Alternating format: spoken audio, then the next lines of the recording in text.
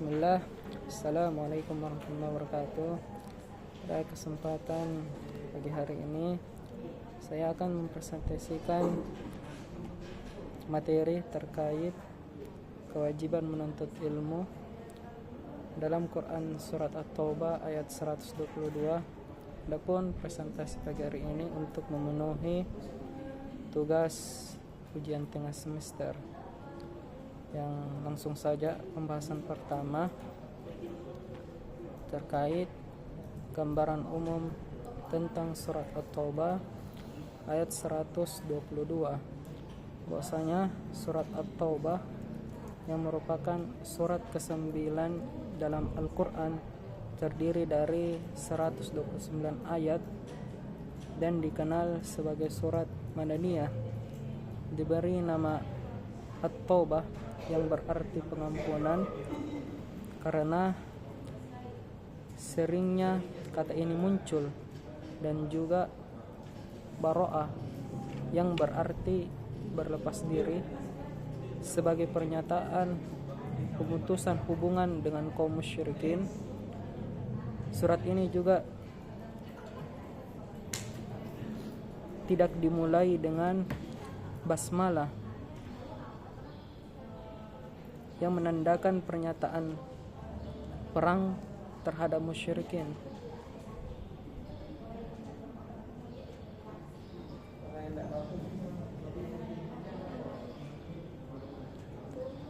Selanjutnya, redaksi surat At-Taubah ayat 122.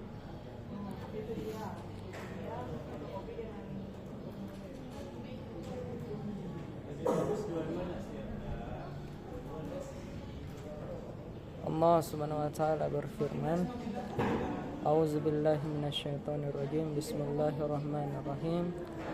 Wa ma kana al-mu'minuna liyanfiru kaffah falawla nafara minhum ta'ifatun yatafakkaru fid-din wa liyunziru qaumahum idza raja'u ilaihim la'allahum yahzarun. Yang artinya, tidak sepatutnya bagi mukminin itu pergi semuanya ke medan perang.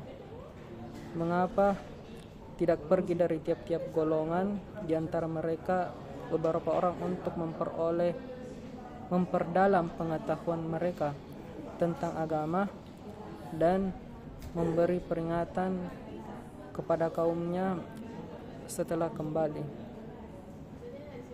Kemudian pembahasan selanjutnya terkait penjelasan singkat mengenai yang pertama,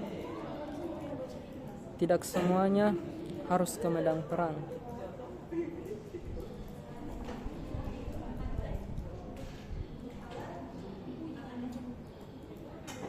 Dalam pembahasan ini, maksudnya tidak semuanya harus ke medan perang. Dalam konteks ayat ini, Allah menjelaskan bahwa tidak semua umat Islam perlu berangkat ke medan perang pada saat yang sama. Ini penting karena kehadiran sebagian umat yang tinggal di komunitas dapat memastikan bahwa ilmu agama tetap dipelajari dan diajarkan. Mereka yang tidak ikut serta dalam peperangan memiliki peran krusial dalam mendalami ajaran agama, sehingga dapat memberikan bimbingan kepada masyarakat. Hal ini mencerminkan prinsip bahwa perjuangan untuk agama tidak hanya dilakukan melalui jihad fisik, tetapi juga melalui pendidikan dan penyebaran ilmu.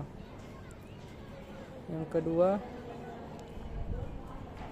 tafaqquhu fid-din.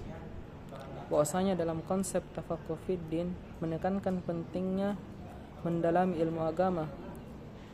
Mempelajari agama tidak hanya bertujuan untuk meningkatkan pemahaman individu, tetapi juga untuk mempersiapkan mereka yang belajar agar mampu mengajarkan orang lain setelah kembali dari jihad. Ilmu agama yang kuat memungkinkan seseorang untuk memahami dan mengaplikasikan ajaran Islam dengan benar, serta menjawab tantangan yang dihadapi umat. Dengan demikian, mereka yang belajar menjadi agen perubahan dan penyebaran kebaikan dalam masyarakat. Kemudian poin terakhir terkait misi dakwah dan tarbiyah, bahwasanya misi orang-orang yang telah belajar agama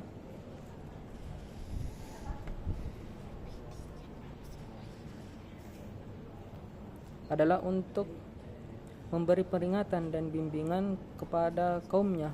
Mereka tidak hanya belajar untuk kepentingan pribadi, tetapi memiliki tanggung jawab sosial untuk menyebarkan pengetahuan yang diperoleh. Dengan memahami ajaran agama, mereka dapat mendidik masyarakat tentang nilai-nilai Islam, mencegah penyimpangan, dan memberikan nasihat yang bermanfaat.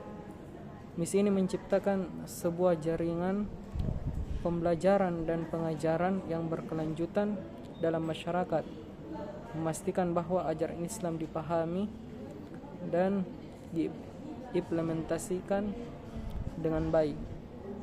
Kemudian pembahasan selanjutnya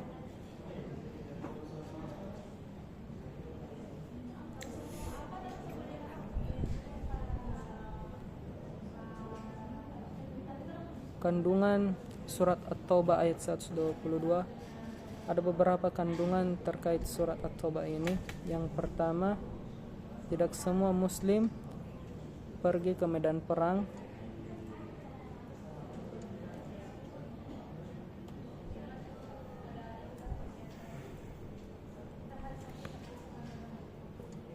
Yang poin pertama, tidak semua muslim pergi ke medan perang agar sebagiannya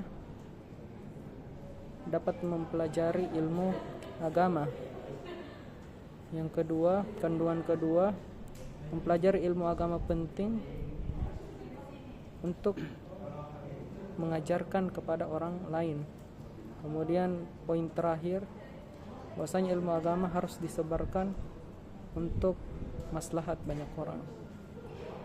Kemudian pembahasan terakhir terkait dengan penjelasan singkat mengenai nilai-nilai pendidikan agama Islam dan aplikasinya dalam kehidupan sehari-hari dalam Quran surat At-Taubah ayat 122. Adapun nilai-nilai pendidikan agama Islam, di antaranya yang pertama, kewajiban menuntut ilmu. Islam menganggap menuntut ilmu sebagai kewajiban, terutama ilmu agama, untuk memberikan bimbingan kepada orang lain. Yang kedua, nilai-nilainya pembelajaran berkelanjutan. Bahwasanya proses belajar tidak berhenti, harus terus memperdalam pengetahuan sepanjang hidup. Kemudian poin ketiga, mengajarkan ilmu kepada orang lain. Bahwasanya mereka yang berilmu wajib menyebarkan pengetahuan dan memberi peringatan. Dan poin keempat, menjaga diri dari kesalahan. Bahwasanya ilmu agama membantu seseorang memahami mana yang benar dan mana yang salah. Kemudian poin terakhir, tanggung jawab sosial. Bahwasanya menuntut ilmu tidak hanya untuk diri sendiri, tetapi juga untuk membantu dan membimbing orang lain dalam masyarakat. Mungkin itulah presentasi materi singkat pada pagi hari ini. Kalau ada kesalahan, mohon dimaafkan. Sekian dari saya. Billahi taufiq wal hidayah. Assalamualaikum warahmatullahi wabarakatuh.